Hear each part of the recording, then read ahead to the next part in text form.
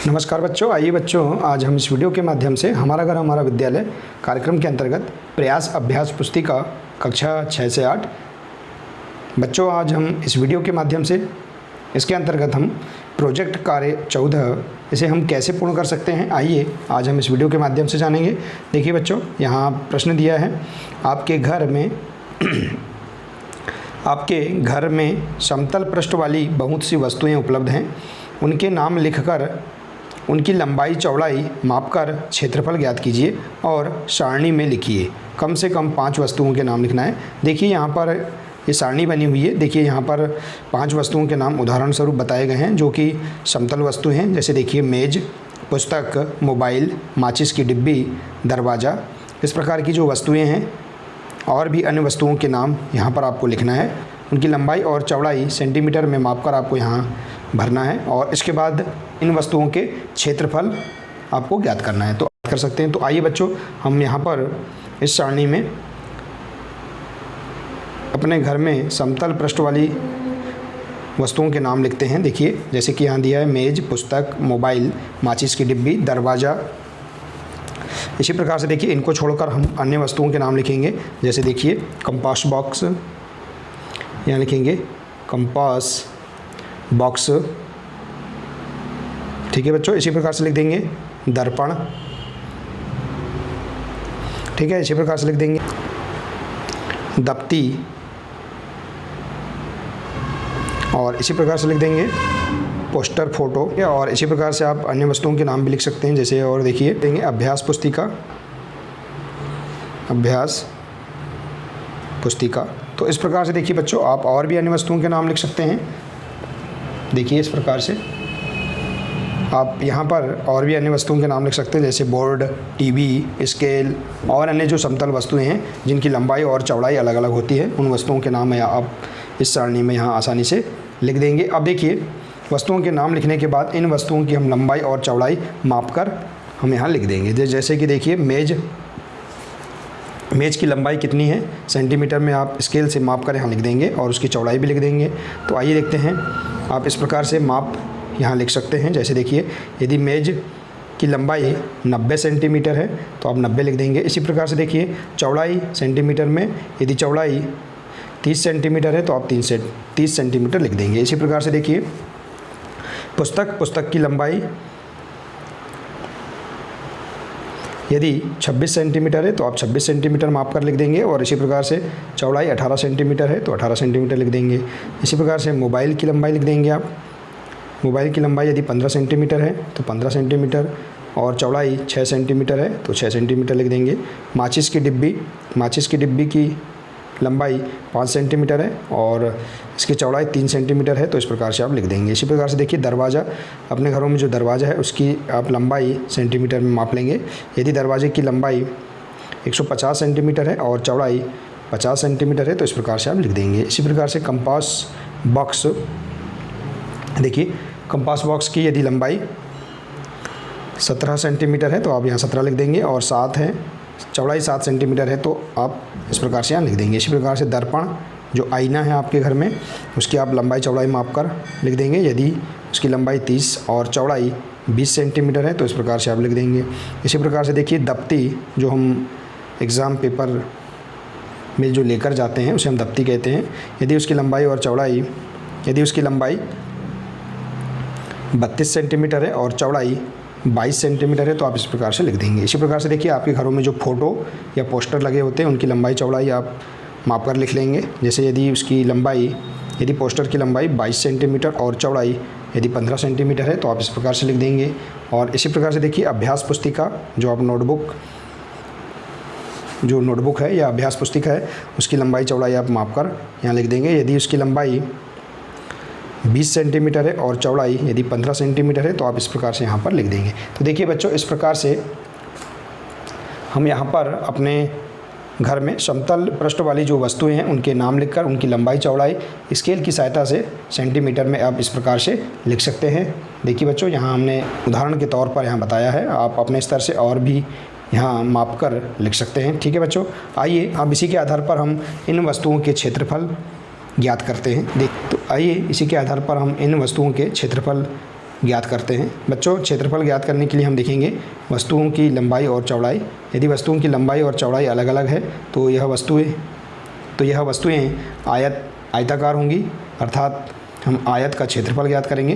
तो देखिए बच्चों, आयत का क्षेत्रफल का सूत्र होता है, हम यहाँ लिख देंगे आयत का क्षेत्रफल बराबर लंबाई गुणित चौड़ाई। ठीक है, लंबाई गुणित चौड़ाई होता है। तो देखिए हम अब इन वस्तुओं का, इसके आधार पर हम इन वस्तुओं का क्षेत्रफल आसानी से ज्ञात कर सकते हैं। तो देखिए आइए हम वस्तुओं के क्षेत्रफल ज्ञात करते हैं। जैसे कि देखिए मेज का हम क्षेत्रफल ज्ञात करेंगे। इसकी लंबाई 90 सेंटीमीटर है और चौड़ाई 30 सेंटीमीटर है, तो हम इसका क्षेत्रफल ज्ञात करेंगे। देखिए बच्चों, हम यहाँ पर मेज का क्षेत्रफल ज्ञात करने के लिए हम यहाँ देखिए इसकी लंबाई और चौड़ाई, इसका हम गुणा कर देंगे। तो हम आइए गुणा करते हैं। देखिए 90 गुणा 30, देखिए बच्चों हम इसका गुणा करेंगे। तो देखिए यहाँ हम शून्य का गुणा करते हैं। देखिए इसमें तो यहाँ पर क्या आएगा, शून्य की शून्य। देखिए एक संख्या का गुणा हो चुका है तो हम यहाँ पर एक शून्य लगाएंगे।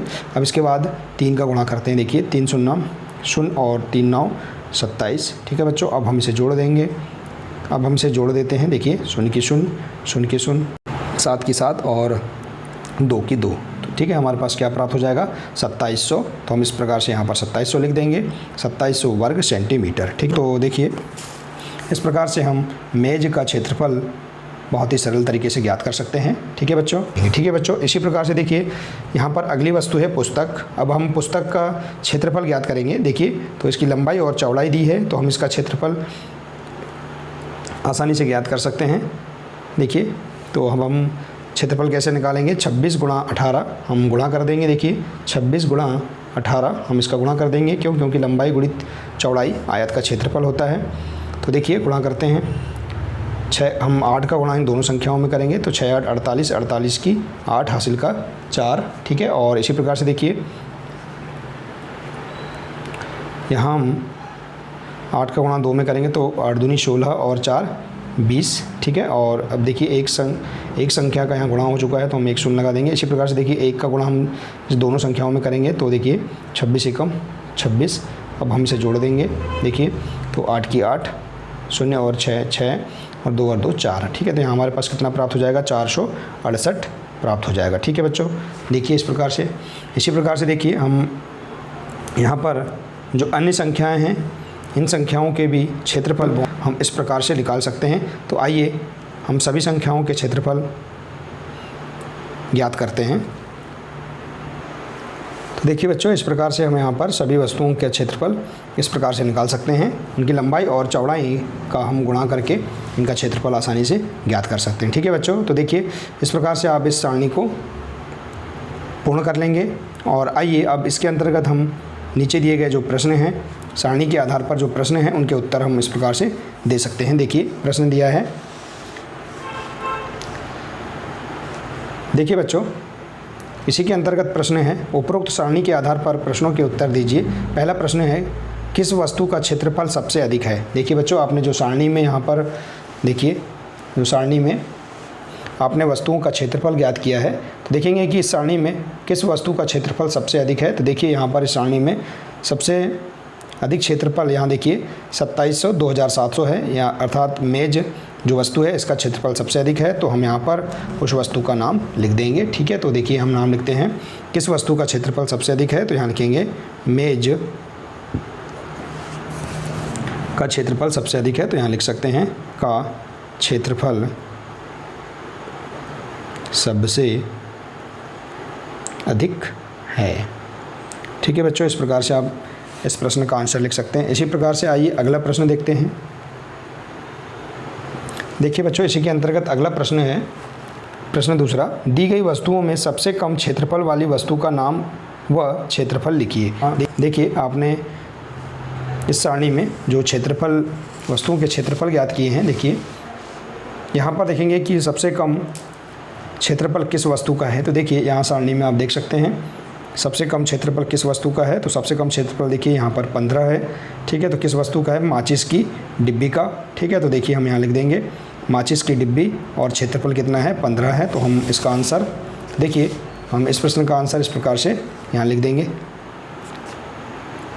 तो देखिए इस प्रश्न का आंसर हम इस प्रकार से लिख सकते हैं, दी गई वस्तु में सबसे कम क्षेत्रफल वाली वस्तु का नाम है, यहाँ लिखेंगे माचिस की डिब्बी, वह क्षेत्रफल कितना है इसका 15 वर्ग सेंटीमीटर।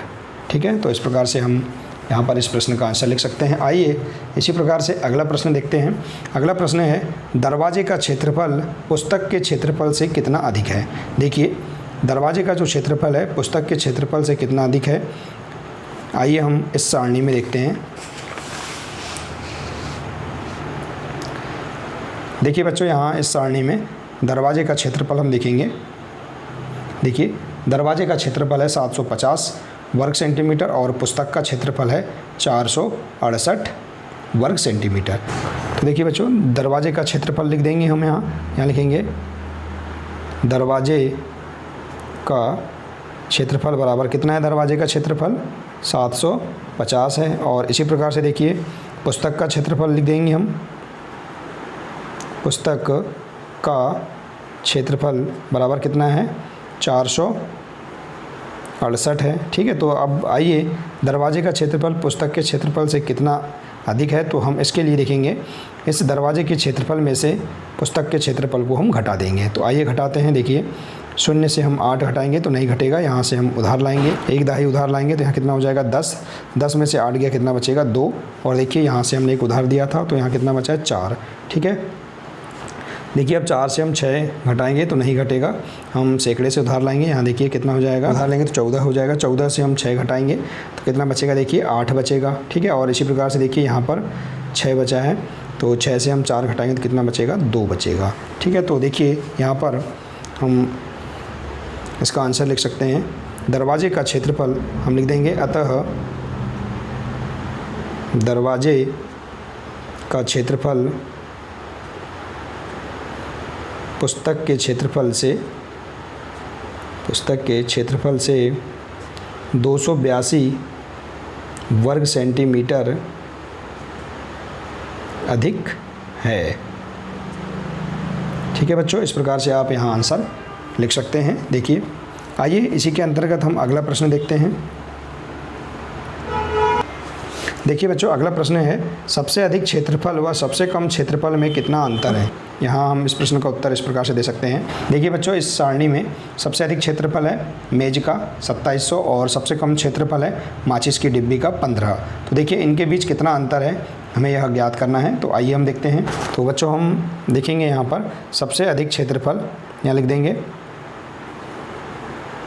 सबसे अधिक क्षेत्रफल कितना है 2700, और यहाँ लिख देंगे सबसे कम क्षेत्रफल, सबसे कम क्षेत्रफल कितना है 15 है। ठीक है बच्चों, तो अब देखिए इनके बीच में कितना अंतर है यह हमें ज्ञात करना है। तो देखिए 2700 अधिक मतलब 2700 अर्थात सबसे अधिक क्षेत्रफल में से हम कम क्षेत्रफल को घटा देंगे। तो हम इसे घटाते हैं। देखिए 2700 में से हम 15 घटाएंगे तो कितना बचेगा, देखिए 5 से हम 0 से हम 5 घटाएंगे, नहीं घटेगा।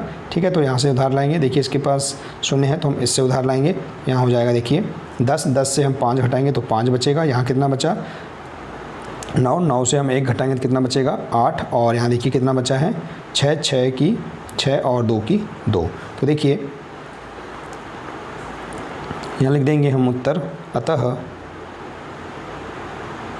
अंतर 2685 है। ठीक है बच्चों, इस प्रकार से हम यहाँ आंसर लिख देंगे, सबसे अधिक क्षेत्रफल व सबसे कम क्षेत्रफल में अंतर 2685 है। ठीक है, इसी प्रकार से देखते हैं हम अगला प्रश्न।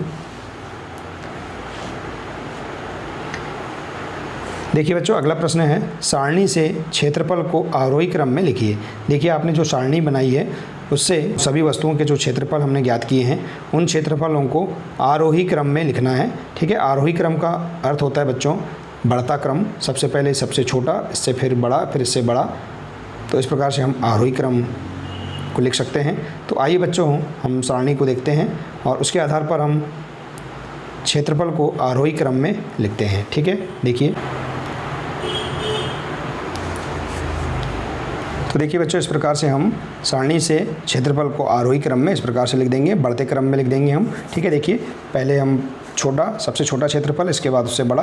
देखिए इस प्रकार से हम यहाँ क्षेत्रफल को बढ़ते हुए क्रम में लिख देंगे। ठीक है बच्चों, देखिए बहुत ही सरल तरीके से हम इस वर्कशीट को हम पूर्ण कर सकते हैं। देखिए बच्चों,